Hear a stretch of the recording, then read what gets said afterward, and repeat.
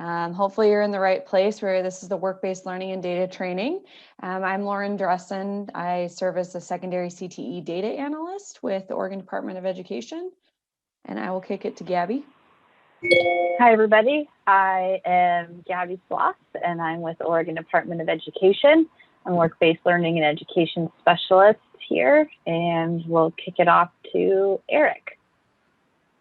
Good morning, everyone. I'm Eric Juneman. I'm from the Higher Education Coordinating Commission, Career Connected Learning Specialist. I'm in the Office of Community Colleges and Workforce Development. Karen? Good morning, everyone. I'm Karen Moskin. I'm a Civil Rights Education Specialist on the Secondary Post-Secondary Transitions team.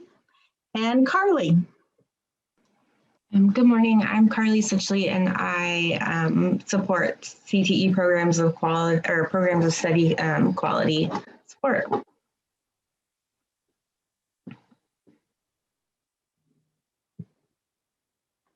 All right, so just to kind of let everybody know what the outcomes of this training are is we hope that by the end of today, you'll be able to, you'll have an equitable foundation of work-based learning experiences and be able to apply the definition and criteria for Oregon's Perkins 5 work-based learning, articulate examples and practices for measuring, collecting, and evaluating work-based learning experiences, and lastly, accessing guidance and resources focused on work-based learning.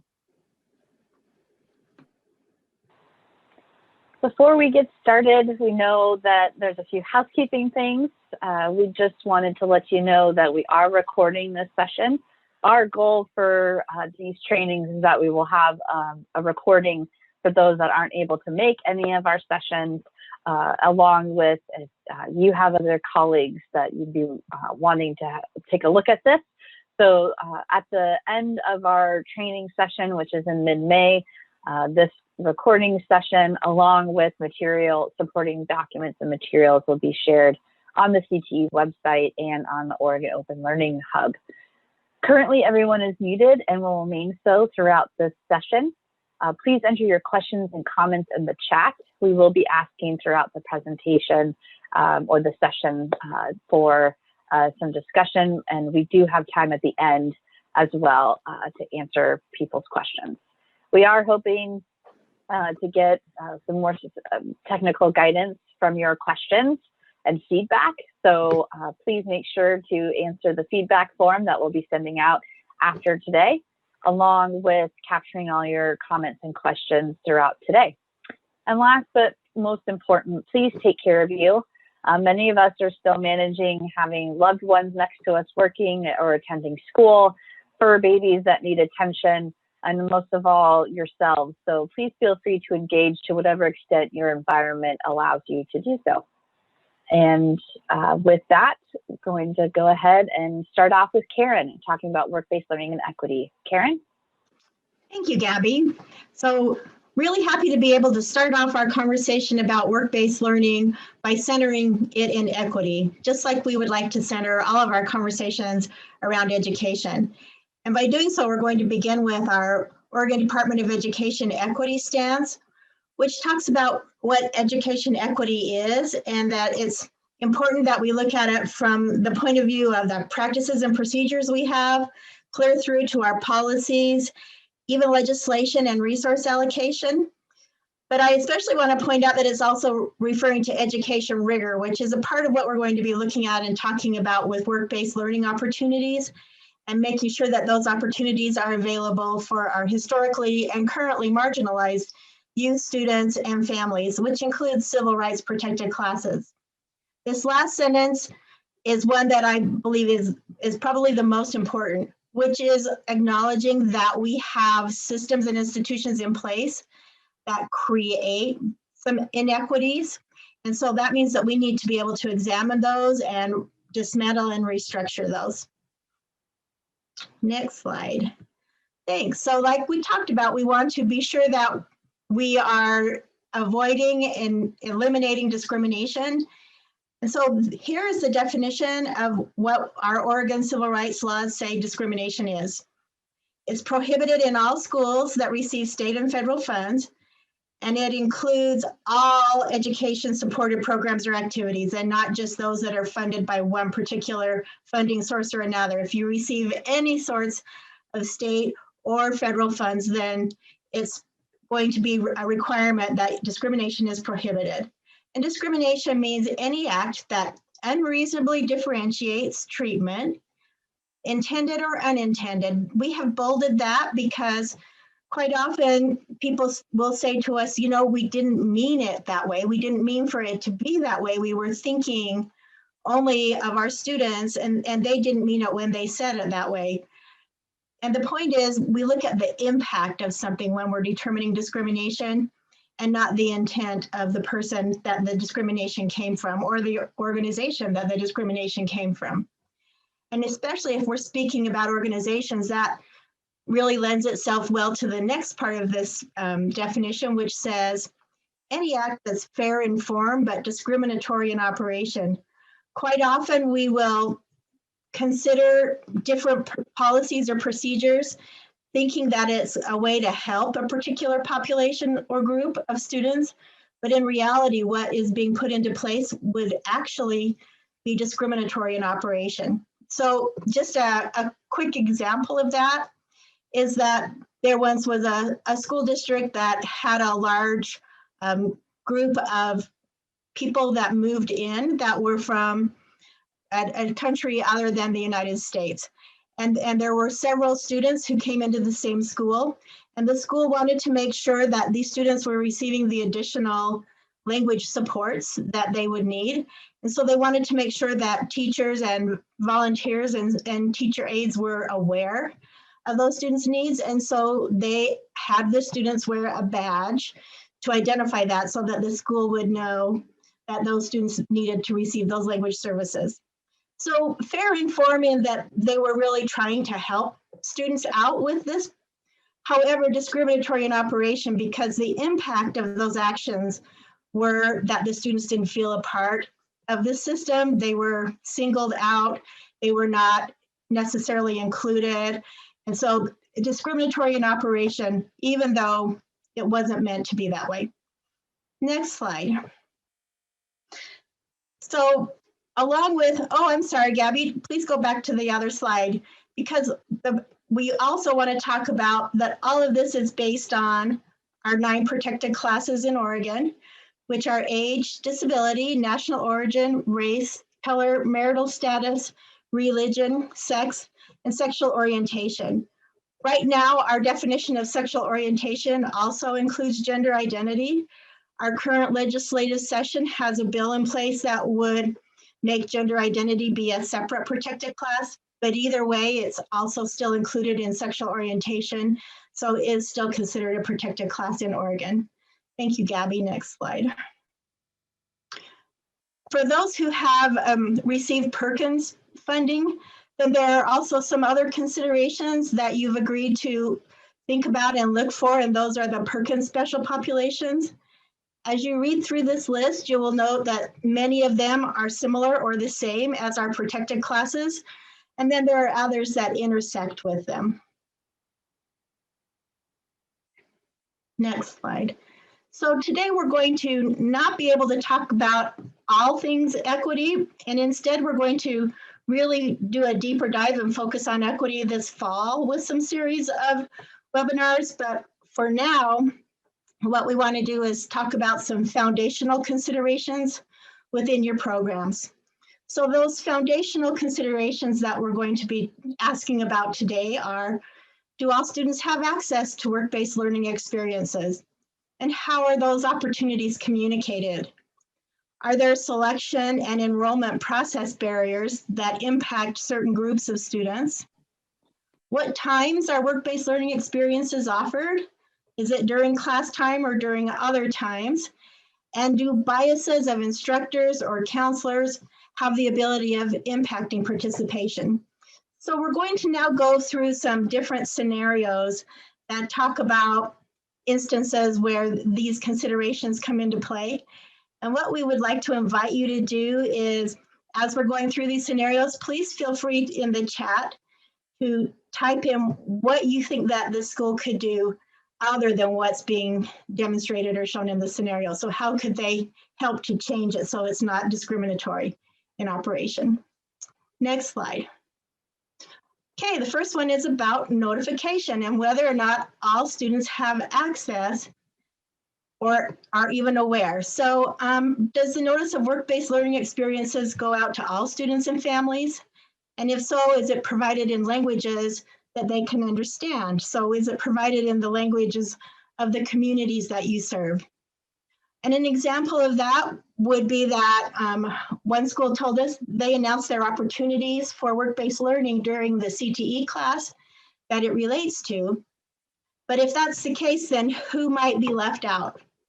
So who in this scenario would be left out or not be receiving notice? And you can feel free to type that in the chat.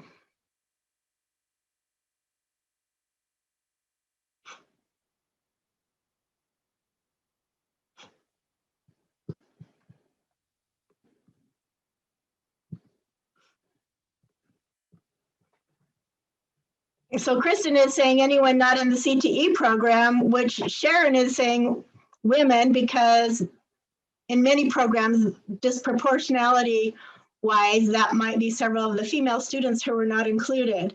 Students not in the class, students who were unable to enroll in the class or who are absent, maybe students who are in the core classes.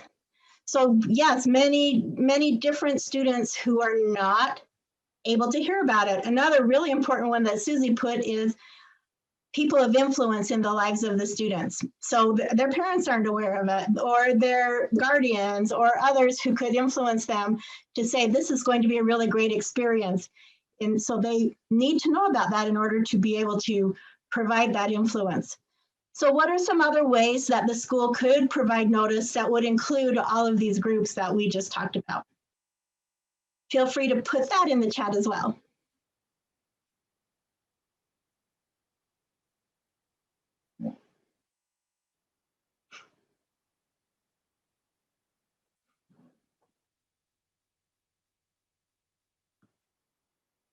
So yes, emails, school announcements, web page, inviting families in to tour that and then to be talking about it, utilizing all of the different platforms that the school has available to families and parents, and also making sure that it's available in those languages of the community. So making sure that all of the families are also receiving that notice so that influence that we heard about can also be a part for all of our students. Next slide. Thank you very much. These are great. So in this scenario, a school told us that they give access to all of their students, but they give them access to an application process. And in it, the application has these following requirements. The student must have a GPA of 3.0 or higher. The teacher recommendation is required and also must include an essay explaining why the student wants to participate. So in this particular scenario with that application process, who is really being provided the access and who would not be able to have access with these particular requirements before anyone can apply or as part of applying?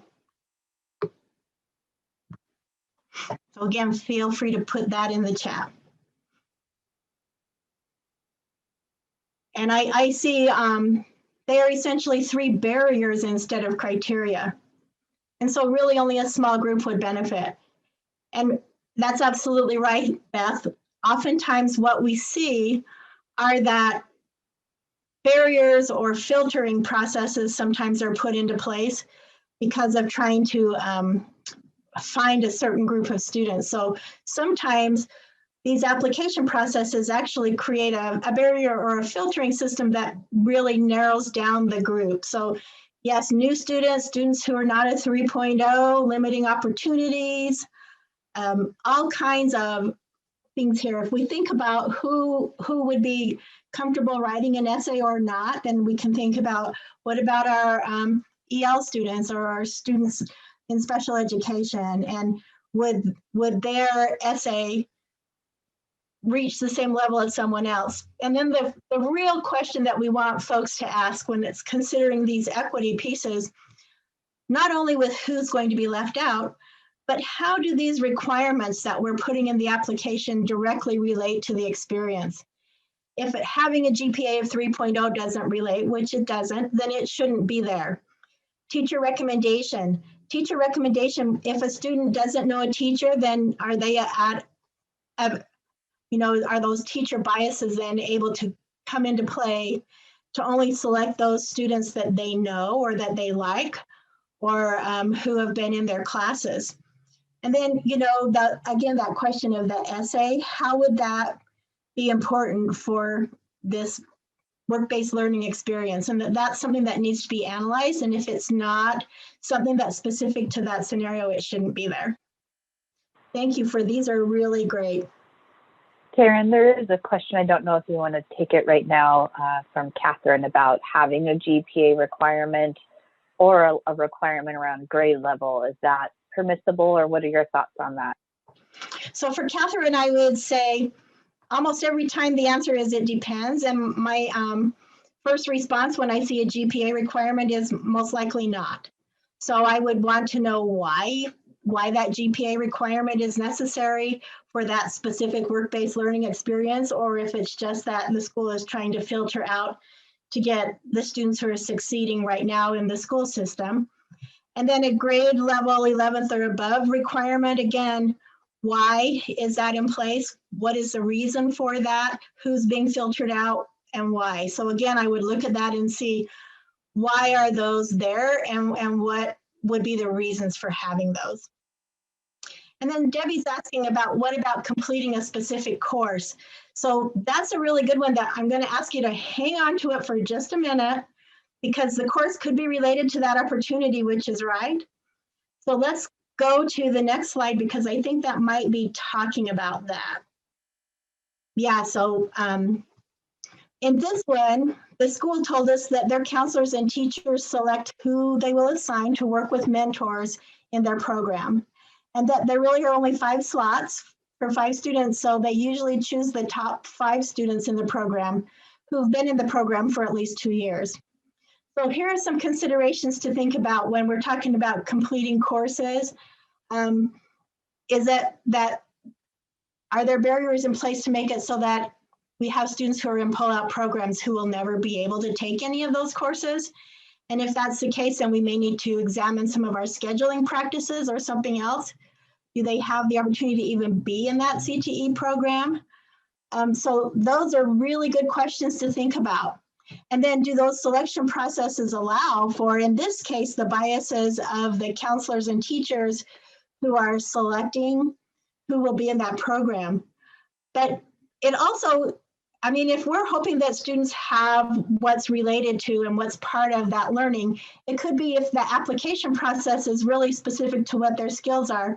I don't know that we can always assume that students don't have the skills simply because they weren't in one particular course, but there may be other ways to determine if they have those skills. So again, it's going to be case dependent, and I would like to say that if you have any questions about specific programs that you have, please feel free to reach out, because we'd be happy to be thought partners with you in that process. Next one. So again, who has access to work-based learning experiences in schools? And we talked about biases of staff or counseling folks, but here's one where it's actually the other way around. Their industry partner has some very strict requirements for who they allow into work-based learning at their business. They don't want students with disabilities or students who speak English with an accent because it may bother their customers. Is it okay for them to be provided a different experience, and so that they don't have access to this experience, but they'll maybe have a different experience? So the considerations to think about are we talking about different treatment for students? Remember, our definition of discrimination talked about different treatment on the basis of a protected class, which in this case we have students with disabilities are part of a protected class, and our national origin or students who speak languages other than English would also be considered a protected class in this scenario. So it brings up the question that's an important one, and that is whoever we choose as partners need to agree to not discriminate and also have to still follow those same discrimination rules that we use for school, because this is a school experience. This is still the student being part of school. And so as such, then the school needs to choose partners who will continue that accessibility and continue that equity that schools also are providing. So I'm looking in the chat, and sometimes there might be concerns of age with, I'm seeing television and radio stations because of the corporation concerns of age. So I guess, again, checking to see if all groups have access, all of our protected groups have access to that. And so if there's a specific question around those, you may want to contact us so that we can look at that. But industry partners may not be successful for very long and maybe need more information to get up to date with issues of equity, or they'll go out of business, is what I'm seeing Beth say, which is right now it's real important for them to be also aware of equity, but also remembering that it is definitely the obligation of the school to be providing equitable experiences for our students. And just to jump in really quick too, Karen, towards the end here, we'll get to some of these questions as well. Some of the things I think a lot of you are bringing up address also child labor laws in terms of age and what students can and can't do. So we'll get to those and how that also aligns with and is parallel to what Karen is talking about in terms of placing students. So thank you. Keep the questions coming and the statements. We're learning a lot, and we will get to those. Thank you. Yes, thank you very much. And thank you, Gabby. It's hard for me to watch everything as it scrolls by, so I really appreciate you watching for those. So thank you very much. So next slide. So transportation is one that comes up quite often. And in this scenario, the school provides work-based learning experiences for students who can provide their own transportation to the work site. And these experiences are almost always after school and outside of the school day. So the consideration here is who has access to this work-based learning experience, and then who doesn't. And then also what potentially could the school do to change that?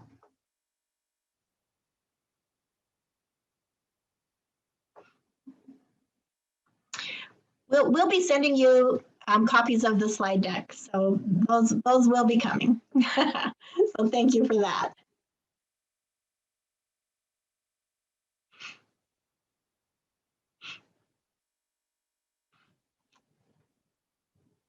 So if we stop and think about who has access to this experience, students who have access to a car, right?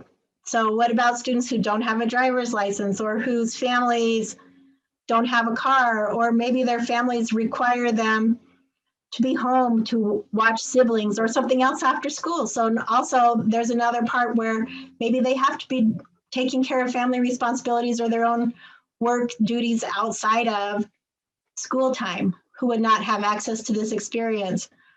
So which groups of students would potentially not be able to participate in this scenario? You know, multiple students, those who are not old enough because of a driver's license, not because of child labor laws in this case, or those who, again, have other obligations.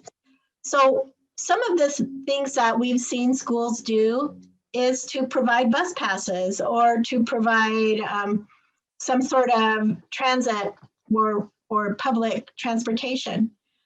But I can tell you also that there are a lot of rural districts who say we don't have public transportation. And so how do we also provide that? I've seen some who have worked to actually share a van with other neighboring districts who provide that or provide busing. Or even there are some districts who have worked closely with neighboring public transportations to create new routes to be able to provide access for students.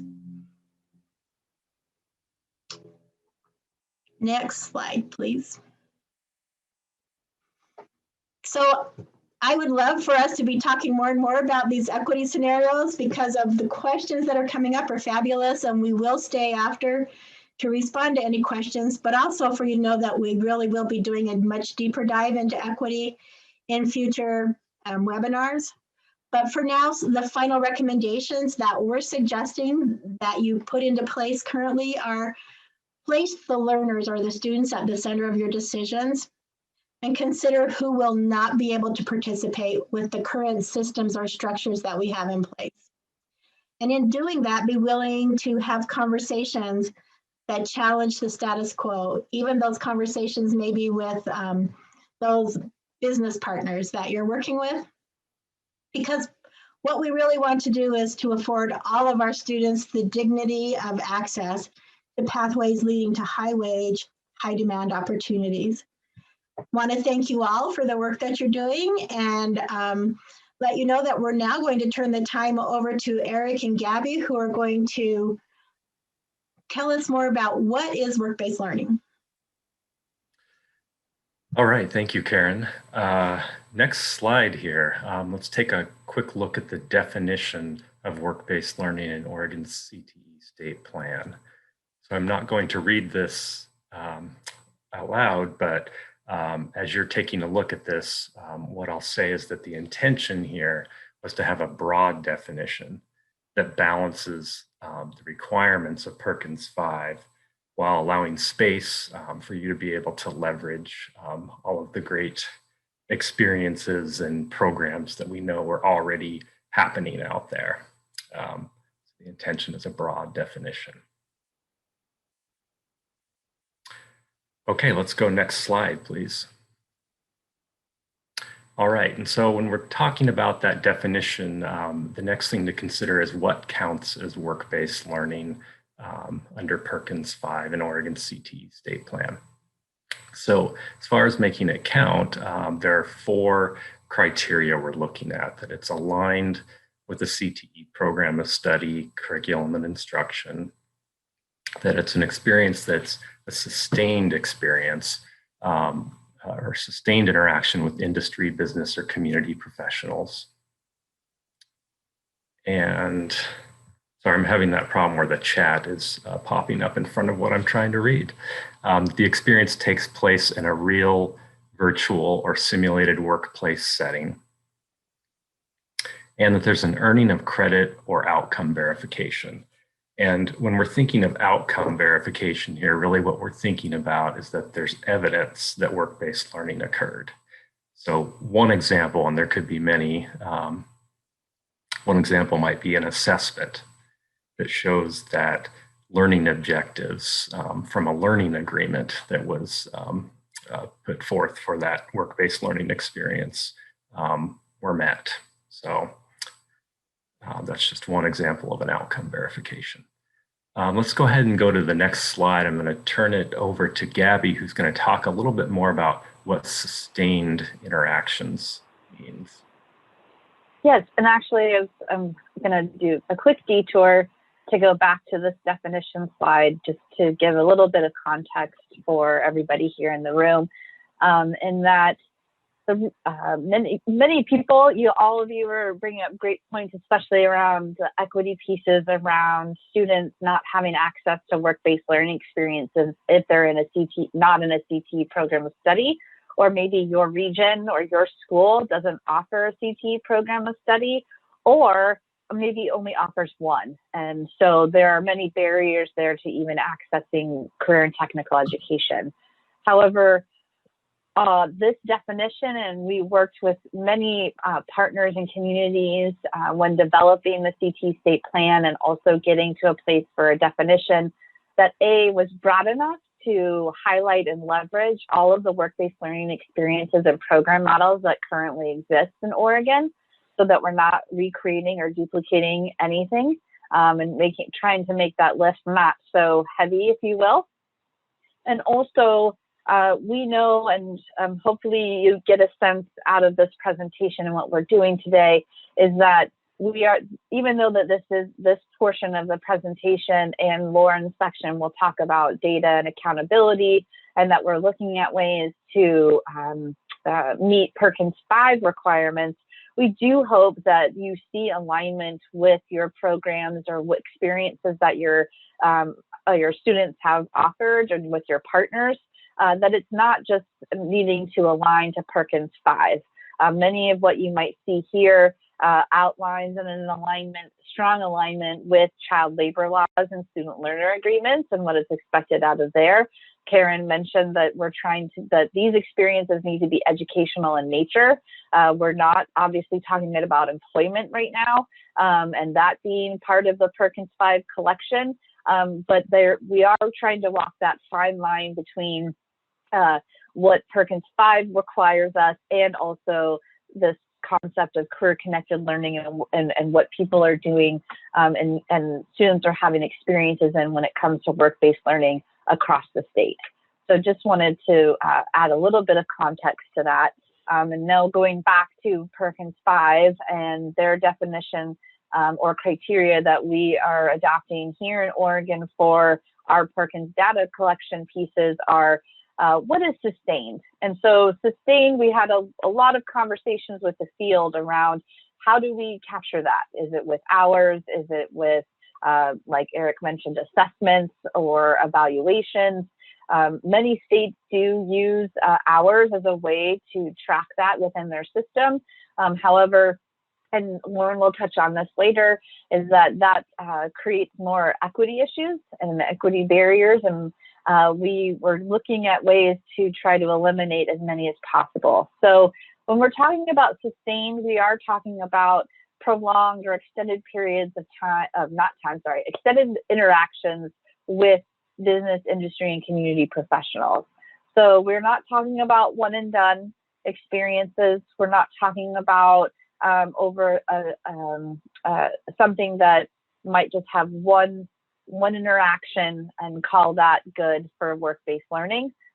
Whether it's a career-related learning experience and work-based learning is falling underneath that, we are trying to look at more quality and rigorous experiences for students and learners in Oregon that help them develop their career pathways and that is in line with their interests. And so work-based learning experiences, they can happen during a school term, a summer term, or maybe even a short-term intensive.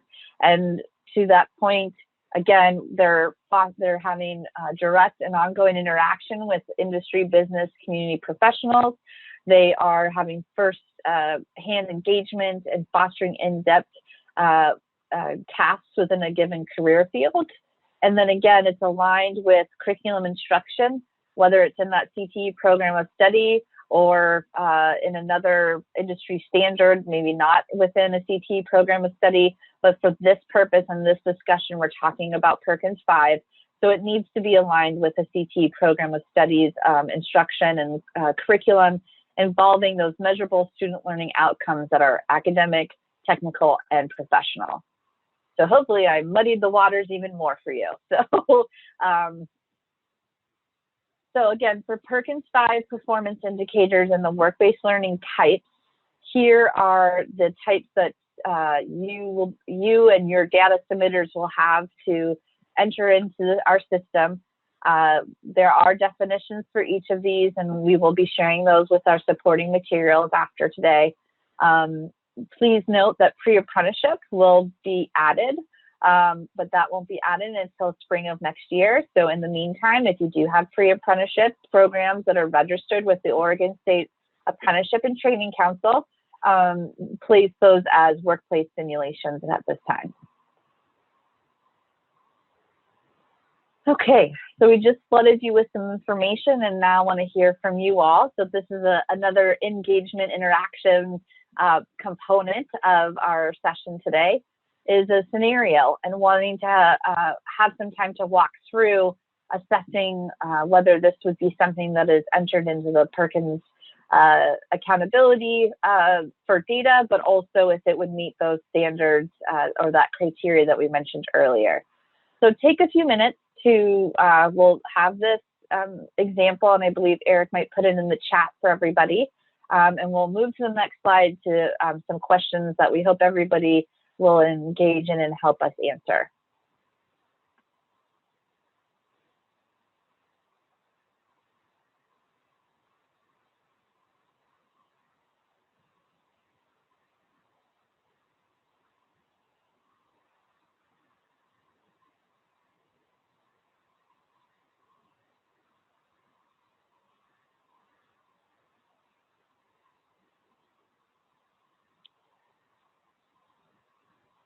a great question, Kristen. So let's go to this next slide here with some of the questions. So what do we know about this experience? And one of the questions that Kristen asked is this 2 weeks only or every 2 weeks? Do they do a rotation? That's a great question. We're not certain about that, but we could use some more information. That's a great question. So what do we know about this experience? What do we know? Is it aligned with a CTE program of study?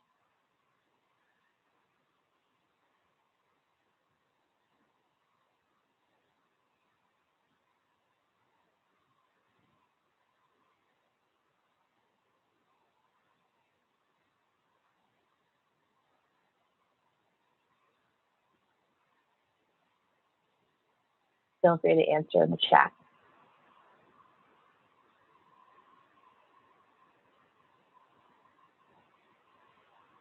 Great, Kristen. And Kristen hits it right on the head there. Maybe? We don't actually know. So that might be a question to ask the program or whoever's leading that. Hey, what is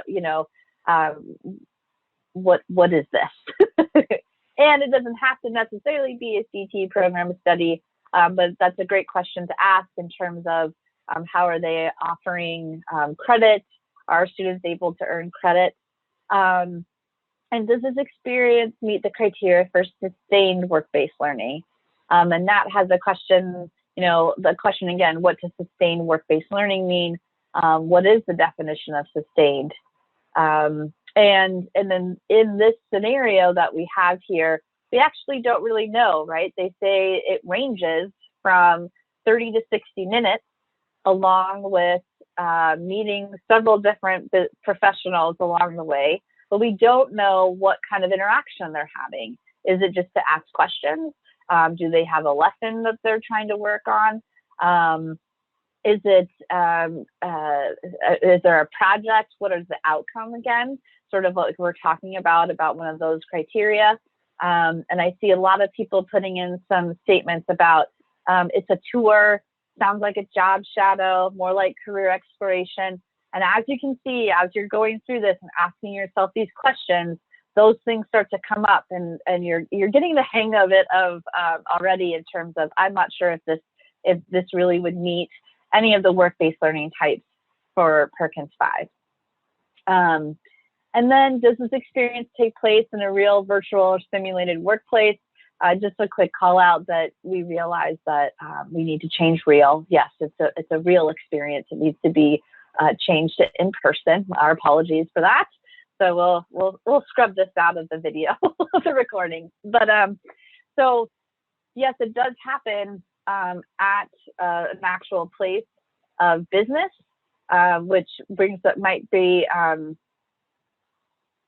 this might be something to consider, and some considerations later is, can it be offered virtually? Can it be offered so that other students who can't attend maybe can still can't get to the site? Can they attend virtually? So those are some other equity considerations and things to think about as well. And then of course, is there an earning of credit or outcome verification? So, and there is, and some questions that we've had in the past around some of this as well, in terms of the trainings that we've done are, well, what happens to students if they're absent? What if they can't get there? Is this offered to all students? And so, yes, that's a +1 on Lauren's comment that these are really great and thoughtful responses, and don't expect anything less from those of us in the audience around how to see how we can beef up these experiences, if you will, amp up the rigor, the quality, and the accountability of those involved offering these experiences to our learners. So thank you, everybody. Now we're going to shift into the everyone's favorite data and accountability pieces of Perkins 5 and submission. And just as a reminder again, we will be addressing some of those questions that may or may not have been answered earlier. So stick around towards the end, because we definitely will have time to address those. So Lauren, take it away. Thank you, Gabby. You took my joke too. I was going to say, this is everyone's favorite part.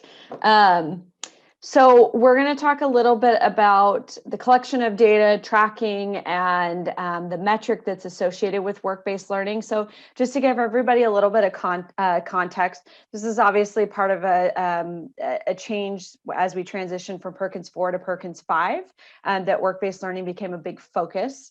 And so we held a variety of content groups that sort of looked at the different metrics that were available. We were given 3 options as a state to select from, one being around work-based participation in work-based learning, and then the other 2 being dual credit and industry recognized credentials. And after this group of secondary, post-secondary business leaders and ODE staff kind of talked through it, we decided that work-based learning was the most equitable and flexible option. And so that's the metric that we've selected as a state to be accountable for. And so to be included in the numerator for this particular metric, a student would need to be a concentrator, which under Perkins 5, we have a new definition of what that means. That's going to be 2 or more credits within a single approved CTE program of study. At least one of those credits must be in intermediate or advanced level coursework. And so this is a change from before. We're really wanting to see progression of a student through a program of study. They had to have graduated high school, and what we mean by that, to align with what the statewide graduation rate is, that means students who receive regular or modified diplomas or are enrolled in the postgraduate scholars program. And then lastly, of course, they had to be involved in a program of study aligned work-based learning experience at some point during their high school career. Lauren, I don't know if you answered this, but Guy had a question about 5th year graduation. Do they count? Yes, so they would. So they wouldn't be in their they wouldn't be in their 4-year cohort. They would be with the next year, obviously, with the year that they left high school. But yes, they would still be included. Absolutely. So where is this data collection? So for those of you who are not involved in the data collection process, we collect data around things that students are doing and courses that they're taking annually. That happens every spring, mid-May through end of June. This particular data point is collected at the student level. And so just again, we're going to say it a bunch of times, but these experiences, to be included in this collection, what we want to see, they must be tied to a Perkins approved program of study. Next slide, please. So just a quick, and please throw your answers in the chat, your responses, questions. Just would this be an experience that would be submitted or should not be submitted into the Perkins CTE student collection? So we have 11th and 12th graders that are National Honor Society members. They must complete 32 hours of road cleanup in the community. The road cleanups are overseen by an instructor from the school and a community member. Students must complete these 32 hours of community service over 4 weekends. Should this be submitted into the CTE student collection? And Kristen gets the gold star. No, it should not be submitted. Beth expanded a little bit. It's not tied to a program of study and not linked to a future career. Absolutely right. You guys are kind of on fire this morning. That's great that students are doing that. We encourage all of that. But for this particular purpose, when we're talking about Perkins work-based learning definition, we would not want this experience submitted into this collection. And so Gabby touched on these a little bit, but and we'll provide the definitions of these, the type codes that are going to be available to submit. There are 4 fields. So if students are participating in more than one type of work-based learning experience within any given school year, there's the opportunity to submit these. With each of those 4 type code fields, there is also an optional hours field. Gabby mentioned that hours was something that we initially looked at as being a measure of sustained, and a lot of people said that that wasn't the right option, but we wanted to provide that option to schools who are maybe not tracking hours in any other way. They can utilize this system to track hours to an extent. So And as she mentioned before, to pre-apprenticeship, not this year, but we will add that next year. And for now, workplace simulation is where we want to see that be submitted. And so I saw a question, I think it was from Nat. These are the only two things. So work-based learning type code is the only thing that is required to be submitted if a student had an experience. If they didn't, they just have to put, I think it's type code Z, which is not applicable or something along those lines. Hours are optional. This is the only thing that is required to be submitted to us at the moment.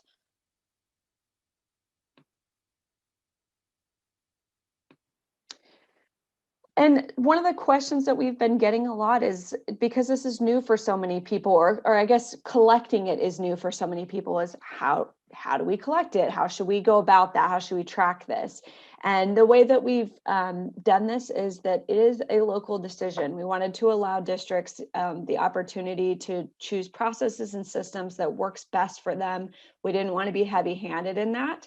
And that's another reason why we've only selected one field to be required for now while people figure out how they want to track that stuff. We wanted to keep it relatively minimal, so it wasn't such a huge lift. And so some of the examples that we've seen in both these trainings and conversations we've had, but previous conversations as well, people are using proprietary systems that are really detailed. They track really, really detailed information about different experiences and employers and all kinds of stuff. Some are using, there are some third-party vendors that track this information. Additionally, some people are just using Google Sheets to track stuff, and others are just using Excel, and that is totally fine. We have one school who co-presented with us, and they're using Google Suite as a way. They create a folder for each student, and students submit documentation that's related to their work-based learning experiences. And that's how they track all of that information, is through kind of a portfolio style. And so whatever works for your school, whatever works for you, if you're a teacher and you're passing that information along to a data person, whatever works for you, as long as we get that piece of information around the type code, we're good to go. And so with that in mind, if you could throw in the chat how you are currently collecting or planning to collect this information, that's very helpful information for us, so we can continue to be informed about what's working and what's not working as far as tracking goes. Next slide, please, Gabby. And so just kind of, I think a really important piece to touch on, and when Carly and I do data trainings, we talk about this a lot. Who collects this data, and you know, how does that all happen? Just a reminder that the collection and submission of the data is really the final step in the process. And there's so much that happens before that. 99% of it happens before that. All of the stuff that my colleagues have talked about today is the stuff that happens before this. This is just kind of the capstone to all of that. And so what I hope that you all take away from my section is just that the most important thing is really to keep the lines of communication open between the three people that are listed here. The CTE administrator, if you have one, CTE teachers, data submitters, and I should add regional coordinators to that list as well. I'll add it for the next one. I know we have a couple on the line today, but keeping the lines of communications open within your organization and making sure that by the time it's given to the data submitter, these experiences should be well vetted through all of the stuff that we've talked about today, through equity and sustainability and all of that stuff. It should be well vetted. Gabby, did you have a comment? Oh, I thought you were going to jump in with a comment. You're ahead. You're the head of the schedule here.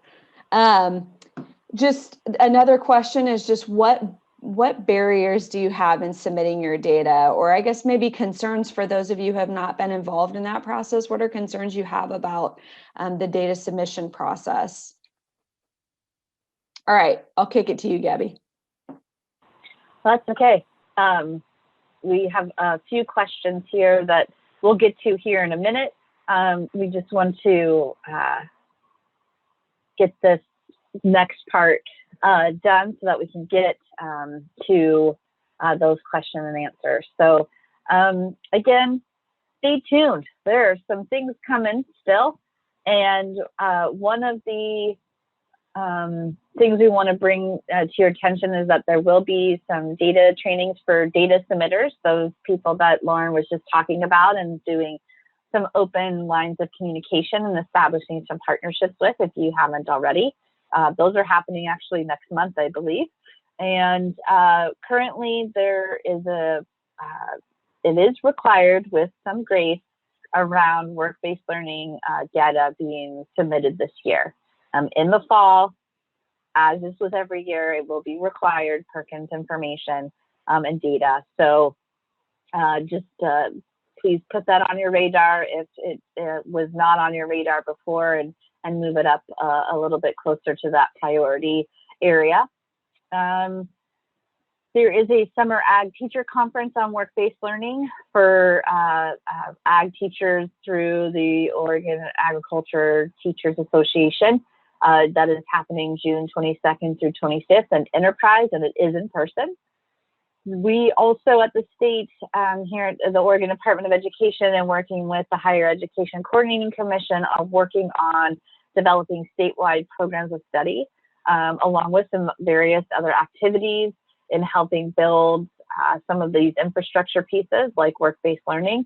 And so there are chances for some partnership, and we will be reaching out to you all for some of those activities, not just the statewide program of study work.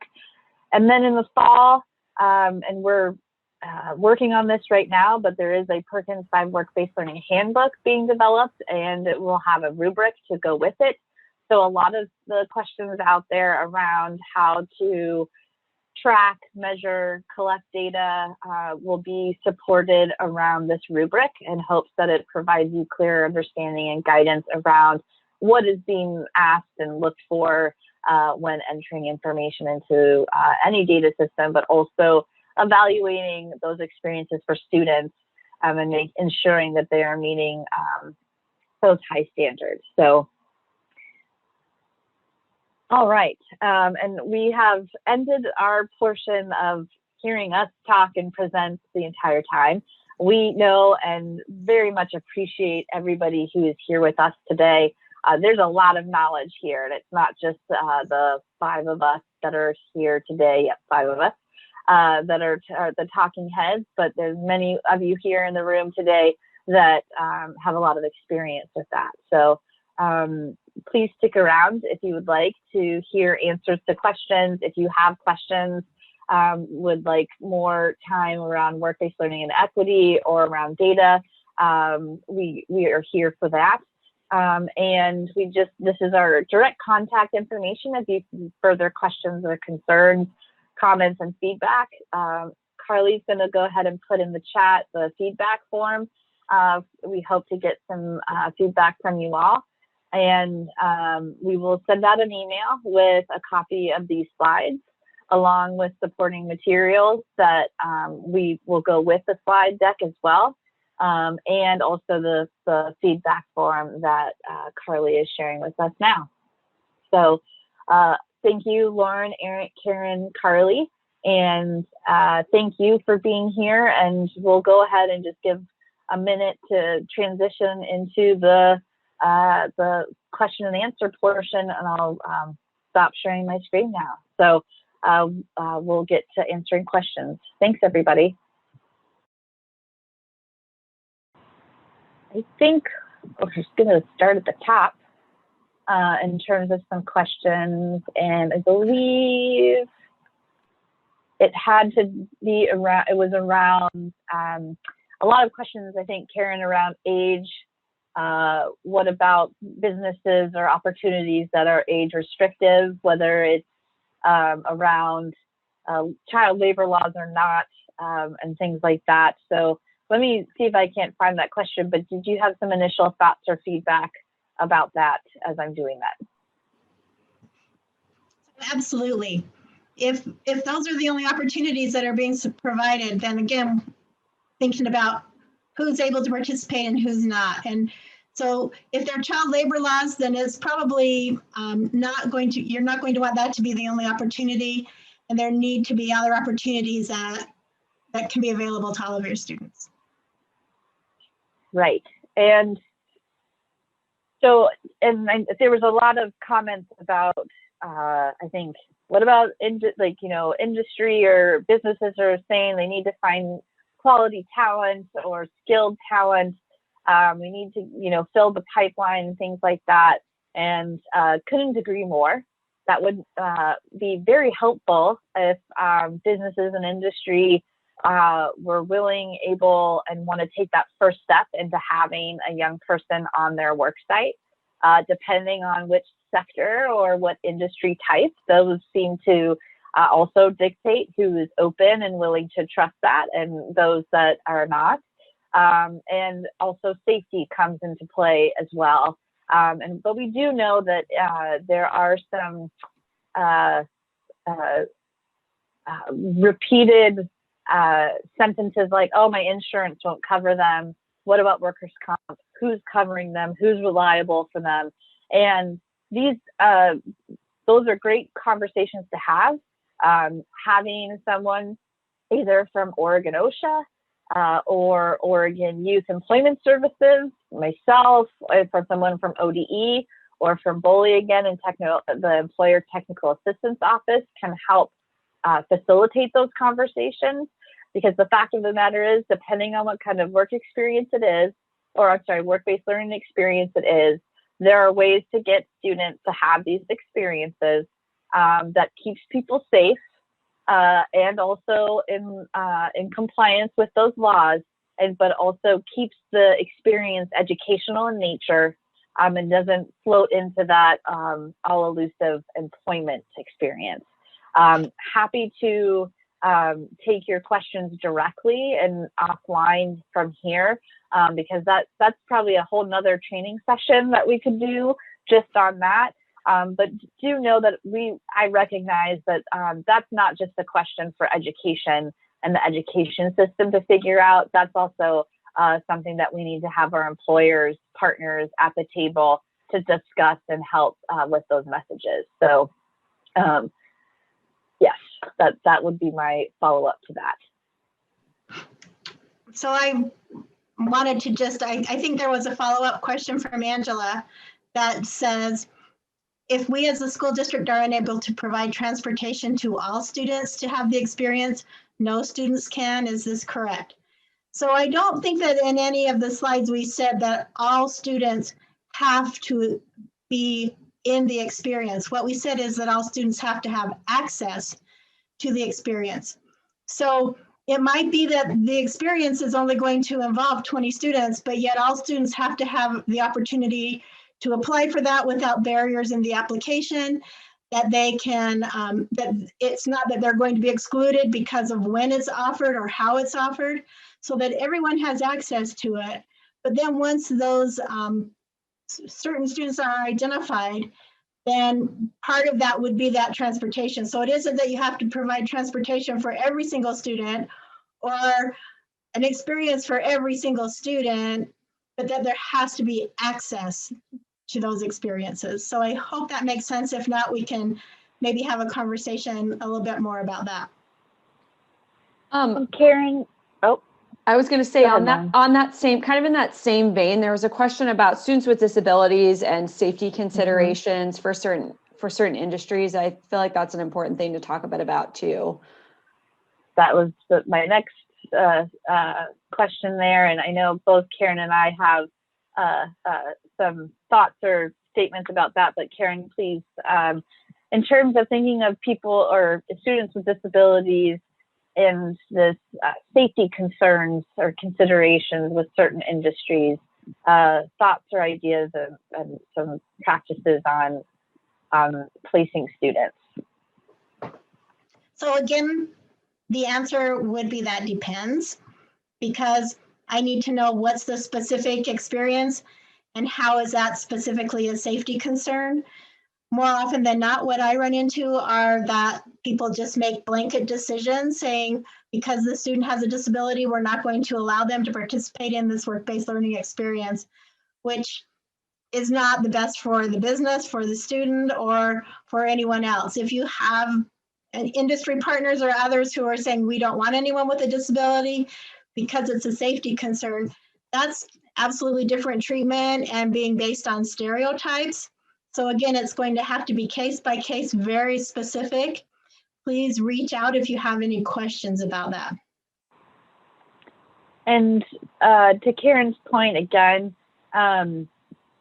student disability or disability type should not be precluding anyone from having an experience, especially when it comes to the workplace. There are many ways to have a student with disabilities have an experience that is still at a workplace, whether it's a workplace simulation or not, that comes with support to make that experience happen. And 9 times out of 10, we can't even get past well, I have a student with a disability, or they might need some more accommodations, and that employer, business, or whoever we're partnering with stops that conversation there because they think it's going to be too much, or they don't know enough about it to know, well, what do those accommodations look like? What do I need to do that, and be more of a welcoming work environment, not just to offer young people or learners with this experience, but maybe I'm also shortchanging my labor pool and not diversifying. And so I would say part of it also is that conversation, making sure that people know what it means to have people with disabilities at the work site. They might even not know that they have people with disabilities on their work site, and that it is possible. And they need, and the hope is that they are open to having those conversations and making those experiences happen. So yes, I understand safety concerns, but if they are a company that has insurance, then they're covered. So moving down the line, and I see questions piling up. I'm just trying to get through the ones that we had through the presentation. Lauren, there was some questions. Oh, go ahead, Karen. I'm sorry, I just said, and this can relate to what we're talking about, but Robert asked a really good question of, do all work-based learning experiences have to be off-site? Absolutely not. And can they be simulated? Yes. Can they be a school-based business? Yes. So there are many, many opportunities to be provided that are not off-site. Correct. Thank you, Karen. No, thank you, Robert, for asking the question. Yes, that's yes, great. Thank you, Robert. Thank you, Karen, for stopping me before moving forward. So, and we did have a couple questions around, does every CTE program of study have to provide a work-based learning experience? And I think we touched on this briefly, but no, not every program of study has to offer a work-based learning experience. And Lauren, I don't know if you want to talk to this in terms of performance targets and our levels and what that actually is measuring in terms of the state and what we have to report to the feds. Yeah, so as it stands right now, we've adjusted this several times too, with COVID in mind and the impacts of the ability to even offer work-based learning experiences currently. But for year one, 10% of concentrators in the state have to have had a work-based learning experience at some point during their high school career. 10%. So that is, we tried to go low, both anticipating that there was going to be a ramp up of, we're trying to build a new system here. Many of you are doing work-based learning and have been for quite some time, but we wanted to give people enough of an on-ramp, I guess, to have some time to get up to speed and be tracking and collecting that information. There was another question that I saw, and before I'm seeing like the number of participants go down, and it was about meeting that performance target and losing Perkins funding. Under no circumstances will you be losing Perkins funding if you do not meet that performance target. We do not take money away for not meeting. Depending on your regional coordinator, you may have to enter some sort of performance plan. If a region misses the target, they will have to work on a performance plan. And as a state, if we do, we have to work on a performance plan. So just know that we are all in this together, because we don't want to be on a performance plan either. So we always want to take the approach of partnering with you and helping you find solutions that work for your district, but we will not take money away from you for that.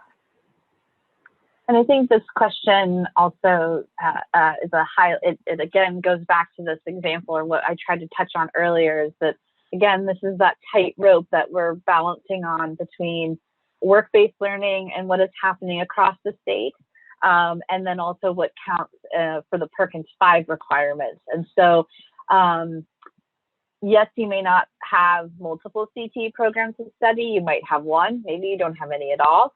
We are not saying don't have work-based learning and trying to say that work-based learning is not a good experience, or is not something that every student shouldn't have an opportunity to have. But for this conversation, we are, to Lauren's point, we're looking at work-based learning for Perkins 5 and talking about that piece. So. And there was one other question too about, does switching from one POS to another still count as a completer? So I will say this, we do not have an official definition for completer. I think often what people are talking about when they say completer, they mean students who are reaching 3 credits and obtaining career pathways funding. It is a single program of study. So to be a concentrator, a single program of study. To reach the 3 credit threshold and get career pathways funding, it has to be within a single program of study. So it is non-transferable, I will say that. The way the data collection is set up for work-based learning experiences, those experiences are not in the submission, are not tied directly to a program or a zip code. We know there are instances, especially in small schools, where there are experiences that are cross programs. They're applicable to multiple programs within the school. So we didn't want to put that parameter where we say you have to tie it directly to this singular program. It just needs to be aligned with that curriculum. And it could be aligned with multiple curriculum and multiple programs of study. So we wanted to leave that flexibility. There's another question that Beth asked. Will work-based learning data that's submitted 1 year before a student is a completer be carried through to when they actually are a completer, or does it have to be reported more than once?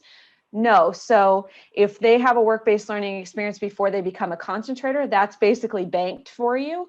And then when they ring that bell of becoming a concentrator, and then when they ring that bell of leaving high school, either with the modified regular or a postgraduate scholar, it is all banked. And it can happen, that can happen in either order, right? They could get a work-based learning experience and then become a concentrator, or the inverse is true too. So we will keep track of all of that for you. And in the same vein, do students get assigned multiple codes, or how is that determined if they don't necessarily fit into one type of work-based learning? Yeah, so you have the opportunity each year to submit 4 types for a student. Remember, the only requirement to be captured in that numerator is that they participated in some type of work-based learning that meets all the definition, all the criteria for a Perkins work-based learning experience at any point during their high school career. So if they did something that you're like, it kind of fits into 2, feel free to submit both of those type codes. That's why we provided 4, so that you'd have some, again, flexibility there to sort of submit what you think makes sense. Okay. Now I'm reaching down to the end of the presentation questions. And so we're catching up here. So my apologies if this is repeat. But one question is from Sharon. And so, is it possible to create a lab that is extracurricular in nature that provides real world work-based learning that can count? Sharon, do you mind muting yourself and just explaining a little bit about what that looks like, or what you mean by that? I don't mean to put you on the spot, but.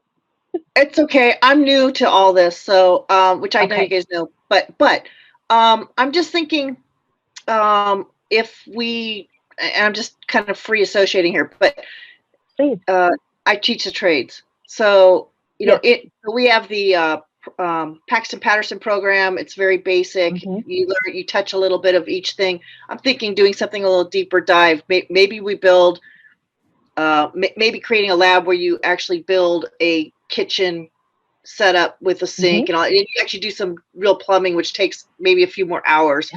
Students that want to sign up for that, that would be absolutely they would hit the hours. And then when that's all done, we could tear it apart and do it again, or maybe in the form of a tiny home, although I'm not a super big fan of tiny homes because they're not exactly the same as building a house, but they're kind of the same. Sure. But Sure. that would be something too. But yeah, something and like so to that where answer we your had a question, space. Yeah.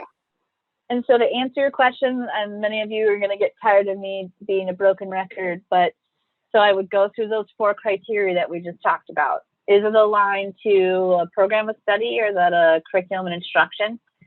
Does it have sustained interaction with business, industry, or community professionals, which we see those types of projects all the time, and the teachers bring in contractors or bring in people that can be mentors and work side by side and provide evaluation and assessment of those particular students that are in that program to see if they're meeting their academic, professional, or technical benchmarks that have been set. Are they earning a credit, or what's that outcome verification, which those assessments can serve as that? And is it an in-person, simulated, or virtual experience? So you're almost there. It sounds like it. So yes, that would count. Yeah, and since I was a general contractor, I mean, I would, if I brought even in guest contractors to help with certain segments, would I qualify as an industry professional, having come from the industry, to give that experience in terms of overseeing that, even if I brought in subject matter experts per se for certain things? Fantastic. Karen? So I was just going to say that Charles is asking if he can share about some of the things that they're doing currently. So I think that would be great. Yes, please. Hello. So just some things I see going on at our school, and just kind of making sure I have the right ideas in mind. So we have a lot of CTE programs, but like we have an auto shop where like our 3rd year students actually work on oil changes and other things. Like our auto teacher has people bring their cars in and they do actual service. My concerns would be that this is only for auto students. Like you have to have taken auto 1, auto 2. This is not open to the whole school. Is there an issue with that if the work-based learning is part of like a course?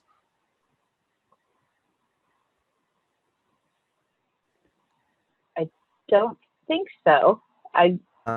Yeah, there's no issue. Okay. Or Karen, am I reading Okay. that right, Karen? Yeah. It's part of the course. It's built into the course. So Yeah. that's great. Okay. That's an option, a way to do that. Yeah. Other examples, we have a graphics program where our 3rd year students work on production stuff for the school. So like when there are banners and things, the graphics program gets paid and these students work to take part in that process. We also have computer science students who there's a special course where they can work with our IT department to get hands-on learning experience with them throughout the course of a year. We have a preschool that meets at our school where students get to take part in, there's a class where they get to be a part of the preschool. So they have that real world experience. We have a culinary program where we have a restaurant that's not open every day, but they open it sometimes, offer food and service at lunch. Are all of these like the right genre of idea for counting for work-based learning? Absolutely. Okay. So the things then that I would say are, again, looking at the 4 criteria that I quickly went through with Sharon and seeing where places need to be enhanced a little bit or maybe improved to meet those criteria. So when it comes to, and we hear a lot about whether it's a student-based enterprise, a school-based enterprise, or a student-run business, what happens there, but they don't have maybe industry at the table, if you will, and like the restaurant idea that you're talking about. There are a lot of different ways to integrate that into that experience, making sure that students are getting evaluated and assessed again on, are they meeting those academic, technical, and professional skills? Can mentors come in, those subject matter experts, to do an evaluation and see where things might need to be improved, those types of things. So those are all activities and things that sound like they're on their way or almost there. So yes, And I think Karen also wanting to ask a couple questions. I do. Thank you very much. So those sound great. And so by saying, yes, that's okay, doesn't mean that we're saying, yes, those are equitable. So I Sure. do want to stipulate that it's still up to your institution to look at proportionality and who's receiving those. And are there populations that are not able to participate in those? And so then for you to determine what are the root causes for that and why is that happening so that you can help to provide those opportunities to all of your students. Okay, that's a good point. And then, so none of those things happened this year, like zero. So our work-based learning this year is going to be zero. Is it fair to say like, these are the things we've been doing, we just couldn't this year? Like, will that be the grace that's given, like part of that for this year as we are looking at filling out paperwork and numbers? Lauren says it a lot better than I do, so she's going to jump in here. I am telling everyone to take the do your best approach. We know that there's been a lot of other priorities, and to be frank, things that were more important, like getting kids logged in, getting kids fed, all of those things, making sure kids are safe and healthy. We recognize that. And so we're going to show as much grace and help you all as much. Like, we do have the data trainings coming up for whoever does the data submission, and we'll be having the same conversation with them as well. Like I said, we've readjusted that target several times. Just with this going on longer than we anticipated, we've changed it twice now to lower it, so that we kind of put our money where our mouth is, if that makes sense. So yes, lots of grace, lots of understanding, and knowing that this stuff wasn't possible and wasn't a priority. Okay, thank you all so much. This has been really helpful. And then just building on the 4 criteria piece that's been discussed, I'll just encourage everyone, once we have the work-based learning handbook completed later on this summer, that Gabby mentioned the rubric that will be included in there. I think that's going to be a helpful tool as you're considering creating quality, equitable experiences for students and thinking about those 4 criteria. I think it's going to give you another place to have make those decisions and have those conversations. And Sharon, I see your hand and your other question here. Just one second. I had the other question. Which, so I had some students apply for a summer-based 8-week course, and I would assume that would qualify through the I think it's through the Pacific Northwest College of Construction or whatever. And if they get in, it's 8 weeks of actual hands-on experience. But that one I think is probably more structured. I'm thinking, if somebody gets a job with a contractor, is it possible to, because I have a couple students saying, hey, I got a job, I'm going to be working with this contractor this summer because I really want to do this kind of work. Is there some way maybe to meet with that contractor and try to come up with some kind of guidelines so they can count that as work-based learning? It's like, what kinds of things is this kid going to do? How can we build this into what they're learning at school? Can you give me an evaluation of how they're doing, their work ethic and all of that? I mean, would all those things, if we do those kinds of things, would that give that person or that student the work-based learning credits? Or can we count that? Yes, you can count that. That would, so, and we've been going back and forth a little bit about the employment piece of this and how to capture employment and work-based learning. Yeah. And employment goes on the other side, not on the other side, but again, it becomes now more on the industry side, and it's not necessarily an educational experience. Now, that doesn't mean that it can't be and help them.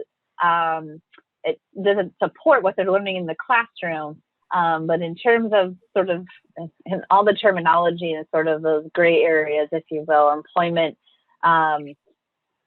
If it's again, if we go through those 4 criteria, you know, if they're employed and doing work in for your CTE program of study in construction, and they get a job in construction, and it meets all of those criteria that we talk about and have highlighted, then I would have that count as like an internship. Okay. We don't have employment as an option because we see a lot of youth, and again, it's not because we're wary of it or whatnot, but it's hard to align programs of study or standards with some of the work out there that youth get during the summer or part-time and things like that, Sure. As it meets those educational parameters and scope. Yeah, So, I would be interested if the student's open to it, letting students know if you got a job, how would you feel about me contacting your employer and talking to them about what you're learning in school? And can we kind of align, like, I'd like to know more about what kinds of tasks and activities you're going to be engaged in, and what are you going to be learning? And is there some way to even get a summary paper from them, a report, even if it's verbal, an interview, even if they don't want to write something? right. It says, tell me about your experience. What did you learn? What was hard? Those kind of things, kind of document that. Right. Absolutely. And Angela brings up a good point about, if you're contacting an employer and wanting to count as work-based learning, what does that do with insurance and who's covering who? I would say it would be awesome if a youth is getting employed on a construction site or any kind of job. If they're getting hired and the employer is going to cover them under their insurance, which basically means they will when they're employed, then that's not going to change hands if you start asking them, hey, we want to capture this as part of their education as well. That is not a determining factor of whether or not who's covering the insurance piece. So Cool. Great question, Angela. That starts to get into effect when we talk more about what a student learner agreement is, and it's still being on that educational side. So, yeah. Okay. Yeah, I've got several students that are actually excited about getting into this program, but doing more. They actually went out and got some type of job, even if they're just the Awesome. the laborer. They're going to learn a lot during this summer doing that. And if we could somehow inspire them a little bit more and say, hey, that's great, and we're going to kind of follow you a little bit, while you're doing that. See how you do in the real world, and come back to the class, tell the rest of the class, what was that like? Well, and again, it's capturing that we know young people don't have a lot of experience under their belt. So any type of experience they get, we want to be able to help them capture and realize all of those skills, those experiences on their resume, and be able to speak to those and to be able to grow from those. And so that's part of developing this career pathway, or this portfolio, if you will. And it goes much further and beyond what is being captured for Perkins 5. It's impacting students and their career choices. So absolutely, that's great and very well. My vision, and not to get too deep in this, is the average age for apprenticeship is 26, 27 years old to get into a formal program. So even a pre-apprenticeship program, a formalized one. So if we can start documenting and having case studies for other contractors to do this thing, and bring kids on board, get these kids into these apprenticeship programs at younger, because they have documented experience. They've had some training, if you will. So, so they don't fizzle out. Again, the contractors are the ones complaining they don't have skilled labor. So yeah. Do something. You're speaking to a couple of us who work a lot with the registered apprenticeship system here in Oregon. So yep, we hear that a lot. So, I don't know, Carly, if you saw Debbie's ask about the statewide program of study partnership and outreach pieces. But if there's a link or something that we can send her. I was just typing a message. There is not much yet to be shared, except for the calendar, and I would be happy to share the calendar with you if you haven't already seen that. I'm really wondering, are they going to be model programs that are examples for us, or there's something that we can participate in, or I'm just not even sure what they are. I keep hearing about it though. Okay. I was just going to maybe suggest connecting her with Melinda. Okay. Yeah, I could connect you with Melinda. And then the other part of your question about teachers is teachers will have an opportunity to be involved in the process. We're rolling the statewide programs out in phases, and the teachers are part of the third phase, I believe. And so we'll work with business and industry first on the standards, and then work with our community colleges partners to look at the standards and make sure that they're meeting there. And then we'll take the information to the teachers and the secondary level to get input and feedback and work on that process. So you aren't forgotten. We just haven't gotten there yet. It's just slower than we had intended.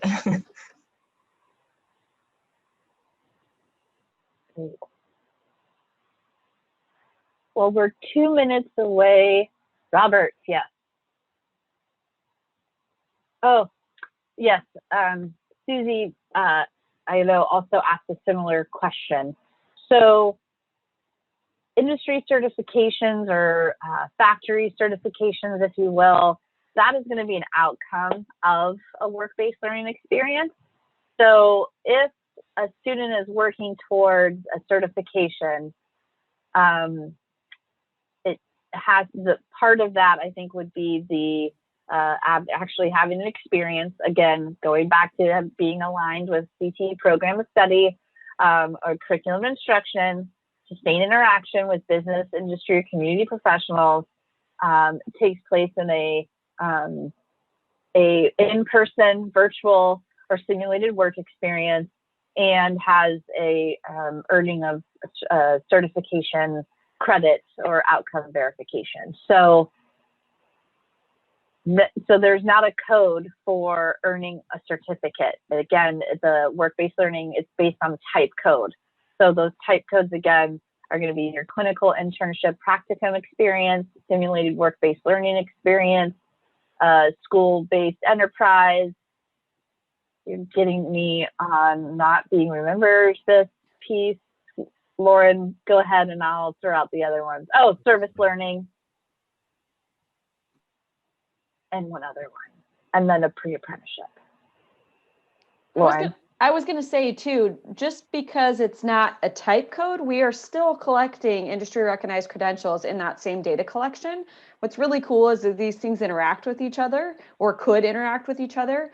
And I think it's year 8 or something of industry recognized credentials are also part of that career pathways calculation and the funding. So yes, we collect that. No, it's not a work-based learning type code, but we are still collecting industry recognized credentials and will continue to do so. Great. Well, thank you everybody for sticking around and for the great conversation and discussion. We always, as I said, learn a lot from you all. So appreciate your time and feedback, and we'll go ahead and those 4 or 5 of us that are together will stick around. But this is the end of our session for today. So thank you.